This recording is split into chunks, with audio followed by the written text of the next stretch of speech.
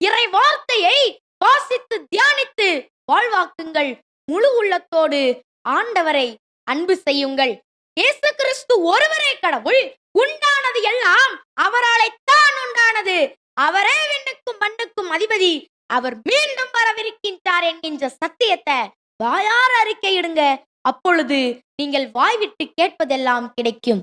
Praise the Lord. Praise the Lord. Hallelujah. Hallelujah. பிரியமானவர்களே, நீங்க வாய்விட்டு கேட்கிறது கடவுளுக்கும் மனிதருக்கும் உகந்ததாக இருக்கின்றதா என்று அலசி பாருங்க. பிறருக்கும் உங்களுக்கும் அழிவையும் நஷ்டத்தையும் மரணத்தையும் தர வேண்டி கேட்காதீர்கள். மிகவும் முக்கியமாக உங்களுக்கு தீமை செய்தவர்கள் அழிய வேண்டும் என்று சொல்லி கேட்காதீர்கள். இப்படிப்பட்ட செபத்துக்கு ஆண்டவர் பதில் கொடுக்கவே மாட்டார். நீங்கள் வாய்விட்டு கேட்பதெல்லாம் கிடைக்க உங்கள் உள்ளம் தூய்மையாக இருக்கட்டும்.